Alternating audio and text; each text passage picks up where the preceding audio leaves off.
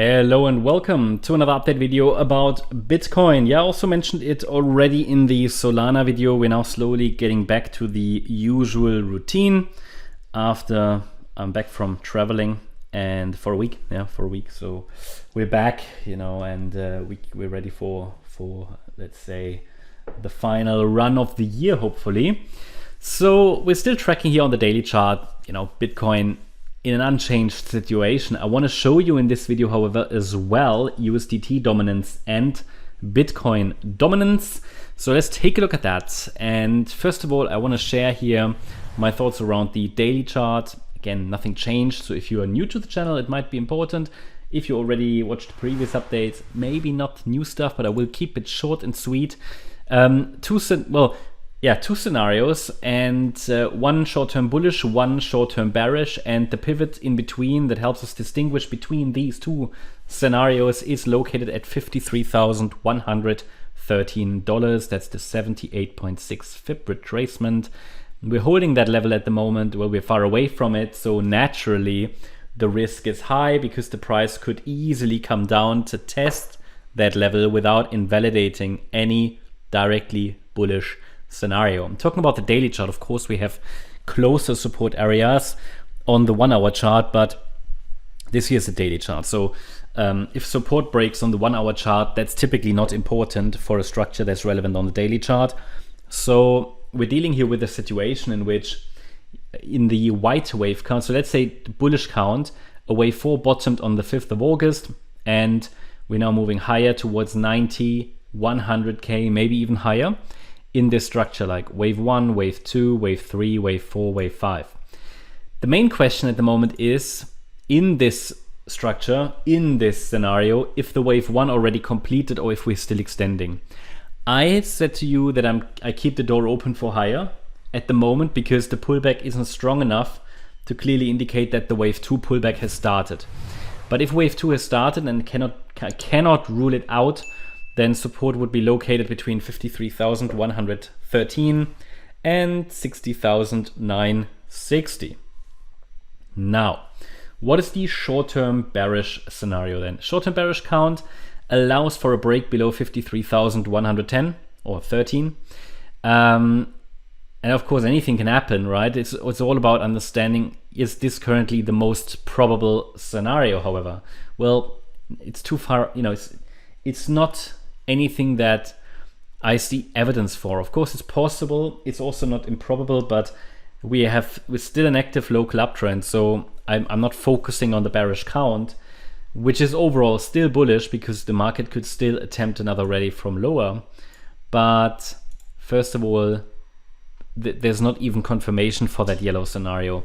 Yellow count suggests that this wave 4 has never finished. It never finished on the 5th of August. And as I said, the orange support area distinguishes between them. So what it means is that we have to be mindful that a pullback we have to be aware that a pullback towards 53K is of course possible, but only a sustained break below that upper orange support area would indicate that the yellow count is playing out, then with support between 43 and 49K. Now, if we go to the Bitcoin dominance chart, just want to share that with you. We talked about that yesterday. The structure should still go a little bit higher. I mean, all I'm saying is, we still have an active uptrend. So the market already had the opportunity to decline, Bitcoin dominance wise, yeah. So it didn't do it, but there was never like a short, it shouldn't say short trade setup because this is not a tradable asset, right?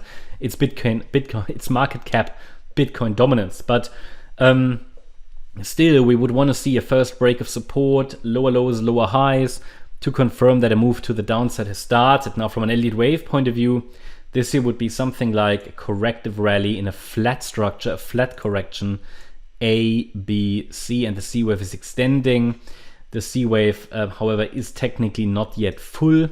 It has fulfilled all requirements actually, but it's not very, it's not very full. It doesn't look complete yet. I can make a case for another internal 4-5 pattern. Now, don't misunderstand this. I'm not saying that 64.4% is a next target.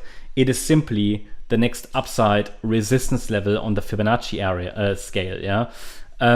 The price, not the price. It's not a price, obviously, but the market cap dominance does to a degree respect these levels. I mean, we had here a period where the market between November 23 and April 24 actually just couldn't break above the 50% retracement. So you see that here. Actually, it started already in October 23.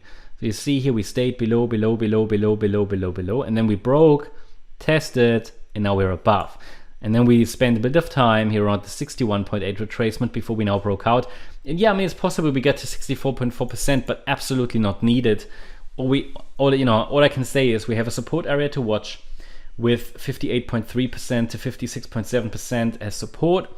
A break below that area, yeah, would indicate that the top is formed, yeah, probably in the larger yellow count, okay, in this corrective rally.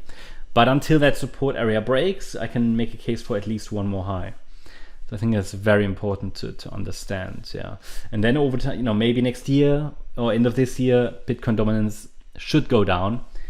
I like to see that, which is pretty much fits sort of my idea around a possible altcoin season that could still happen. But as I said many times, the altcoin season, the so-called altcoin season in this cycle is not going to be as it was before, because people always compare it to previous cycles. But what people forget about is the market sentiment is different in this cycle. Okay, the Elliott waves are telling us that, but I don't want to draw this out too far. So let's talk about USDT dominance as well. USDT dominance recently started to break down, but hasn't sustained, I think. You see that here we're still holding above a trend line there. Different ways of drawing this trend line, but we broke below it.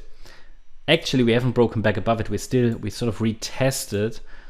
So if, for example, now next week we break below that last swing low here at 5.1%, well, that could be an indication really we're heading down lower.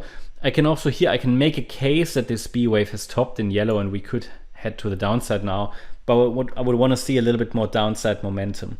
So overall here we're at a key decision point. Now next week will be important to further indicate, yeah, if this downtrend, let's say, becomes something more meaningful, and it's not just a small, break of a support line and then a recovery. Now then, looking at the shorter time frame for BTC, if I have it open, yeah, here we pushed a little bit higher now, but really nothing meaningful. So if you watched yesterday's update, you're still up to date there. We had a small reaction to our micro support area. That's not unexpected. That's what micro support should do, lead to a reaction. Now we're back in resistance, okay, from support into resistance. Now again, we've arrived at the next decision point. Market could go a little bit higher. Next resistance at 68,106 and 68,440. But once we see a reaction and some impulsive movement to the downside, it could be wave 3 to the downside in blue. So for me to, let's say, see the white count with a higher probability, I would need to see a break, sustained break above, 68,443 next, and then a break above the Thursday high at 68,860. Bear in mind that the white count as well would be an ending diagonal. So if it's a 3-wave move, it's fine. Even the white count can be moving in corrective patterns because we're dealing with an ending diagonal. So it's not going to be easy to distinguish between the two. We can only do that with the relevant price levels and invalidation points. Yeah, that's the update about Bitcoin. Hope you liked the update. If you did, please hit the like button, leave a comment and subscribe. And if you really like the content, then please check out the channel membership. Also make sure that you follow us on Instagram and Twitter for additional content. Thanks a lot for watching. Bye-bye.